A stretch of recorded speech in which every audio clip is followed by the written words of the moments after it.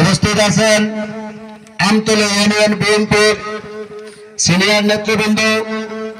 আরো উপস্থিত আছেন আমতলী ইউনিয়ন যুবদলের সিনিয়র নেতৃবৃন্দ। আরো উপস্থিত আছেন আমতলী ইউনিয়ন ছাত্র দল, শ্রমিক দল, কৃষক দল, তাঁতি দল, বিভিন্ন ওয়ার্ড থেকে আগত নেতৃবৃন্দ। সবার প্রতি আমার সালাম, আসসালামু আলাইকুম।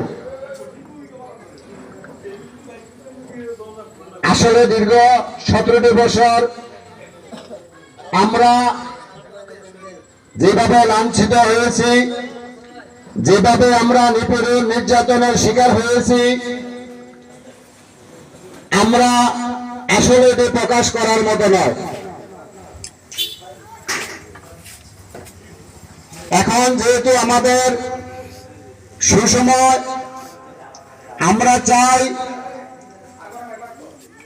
17 বছরে আমরা যেভাবে নিপীড়ন নির্যাতনের ভিতরেও আমরা অদূত ভাইয়ের ডাকে, আমাদের প্রিয় লিডারের ডাকে চুরি করে হোক, আনাচে কোনাচে দিয়ে হলো, পাহাড় জঙ্গলে দিয়ে হলো আমরা গিয়ে প্রোগ্রাম বাস্তবায়ন করেছি।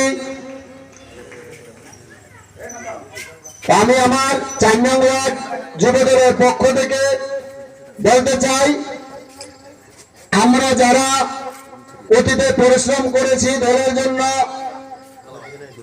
অনেক ত্যাগ স্বীকার করেছি,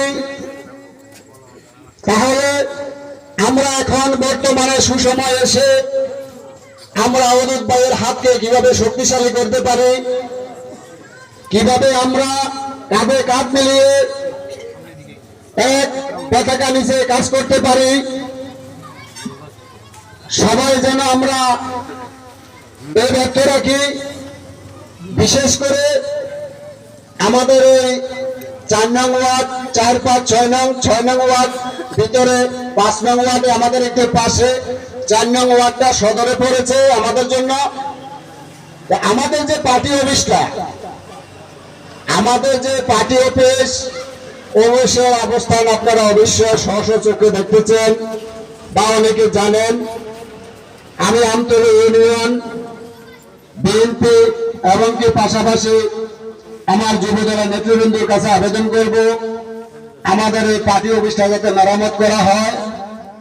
আমরা এই পার্টি অফিসে এসে বসতে পারি না, এটার বসার কোনো পরিবেশ নেই। আমাদের যারা নেতৃবৃন্দ আছে তারা যেন আমাদেরকে এখানে বসার মতন একটা পরিবেশ তৈরি করে দেয়, সহযোগিতা করে। আর এখানে পার্টি অফিসের ভিতরে এই যে আমাদের পাশে মাদ্রাসা ছাত্ররা পড়ানো হয়, এটাও যাতে তা ব্যবস্থা করে আমাদের পার্টি অফিসটা কাজ সম্পূর্ণ করে দেয়, আমরা যাতে এখানে এসে বসে আমাদের দলীয় কার্যক্রমগুলো করতে পারি। এই বলে আমার বক্তব্য শেষ করলাম। আসসালামু আলাইকুম।